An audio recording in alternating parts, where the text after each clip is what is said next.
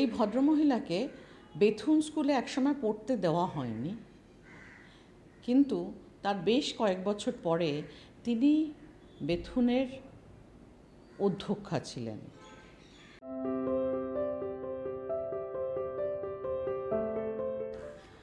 নমস্কার, অপরাজিতারা পর্ব 33। আজকে যাকে নিয়ে বলবো তিনি আজ থেকে প্রায় ওই রকম 150 বছর আগেই জন্মেছিলেন। তাকে নিয়ে আমরা কিছু কথা জানি, খুব অল্পটুকুই, কিন্তু তার বাকি ইতিহাস অন্তত আমার খুব একটা জানা ছিল না।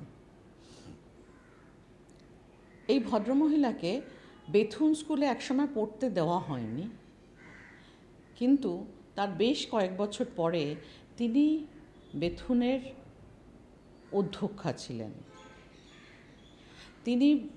তাকে একসময় কলকাতা বিশ্ববিদ্যালয় প্রবেশিকা পরীক্ষায় উত্তীর্ণ হওয়া সত্ত্বেও তার নাম বা ফলাফলে তাকে আনা হয়নি, কিন্তু তিনি ছিলেন ব্রিটিশ সাম্রাজ্যের সবচেয়ে শিক্ষিত নারী।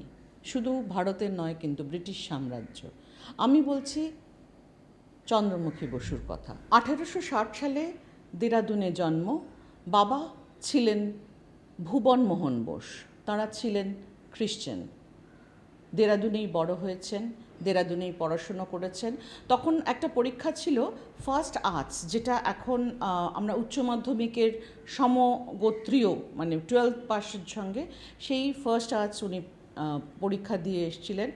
1876 সালে তিনি কলকাতা বিশ্ববিদ্যালয়ে ভর্তি হতে আসেন, প্রবেশিকা পরীক্ষায় উত্তীর্ণ হন, কিন্তু সেখানেই প্রথম ধাক্কা খেলেন, কারণ তার ফল প্রকাশিত হচ্ছিল না। কারণ 1 নম্বর তিনি নারী, 2 নম্বর তিনি খ্রিশ্চান, এবং 3 নম্বর তিনি দেরাদুন থেকে পড়ে এসেছিলেন। কিন্তু ওই যে বললাম না, যাদের সেই ভেতরের সেই চাহিদা থাকে, সেই আকাঙ্ক্ষা থাকে, সেই জায়গায় পৌঁছানোর জায়গা থাকে, তাদের কেউ আটকাতে পারে না। এবং কলকাতা বিশ্ববিদ্যালয়ে তখন আরও 2 বছর পরে ওনাকে ভর্তি করা হয়, এবং উনি সেখান থেকে প্রথম মহিলা স্নাতক হন কাদম্বিনী গঙ্গোপাধ্যায়ের সঙ্গে। তারপরে কাদম্বিনী গঙ্গোপাধ্যায় চলে যান, যেটা আমরা আগের পর্বে দেখেছি, যে মেডিকেল ডাক্তারি পড়তে চলে যান। ইনি চলে আসেন মাস্টার্স করতে, এবং 1878 সালে, না 84 সালে উনি ফার্স্ট মাস্টার্স করেন, এবং মাস্টার্স করেন শুধু কলকাতা বিশ্ববিদ্যালয় থেকে প্রথম নারী, যিনি ব্রিটিশ সাম্রাজ্যের প্রথম নারী, যেটা আমি আগেই বললাম যে, এবং ব্রিটিশ সাম্রাজ্য মানে কিন্তু শুধু ভারত না, তখন ব্রিটিশ সাম্রাজ্যের অধীনে যতগুলো দেশ ছিল, তার মধ্যে তিনি প্রথম পাশ করেন নারী হিসেবে। এর আগে আমি যেটা আগেও বলছিলাম, বেথুন স্কুলে তাকে পড়তে ভর্তি করার জন্য নেওয়া হয়নি, কিন্তু তিনি ওখানেই প্রথমে অধ্যাপনা শুরু করেন এবং ধীরে ধীরে অধ্যক্ষা হয়ে ওঠেন। এবং তিনি এই যে আজকে আমরা যারা এখানে বসে আছি, বা যে কোনো শিক্ষিত মহিলা, আমরা তার কাছে কৃতজ্ঞ, কারণ তাঁরা ছিলেন বলে আজকে আমরা এখানে পৌঁছাতে পেরেছি। তাদের জিদ, তাদের অধ্যাবসায় জন্য আজকে আমরা যেটুকু এগোতে পারছি।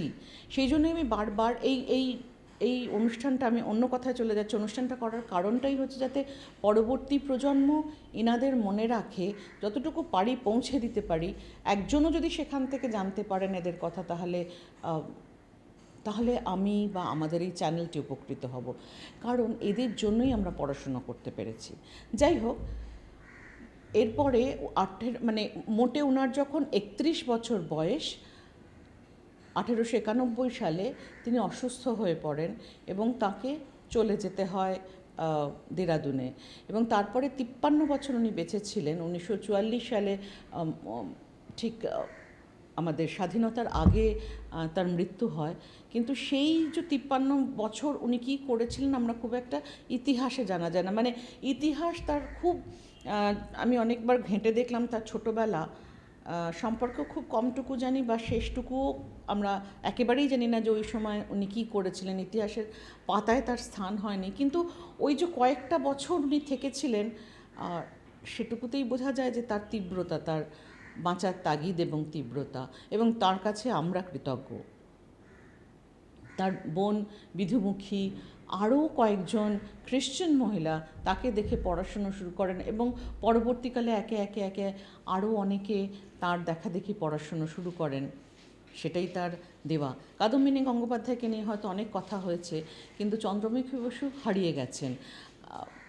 মানে এইটাই আমাদের ইতিহাসের একটা মানে আনফর্চুনেট জায়গা, যেখানে আমরা তাদের মনে রাখতে পারিনি।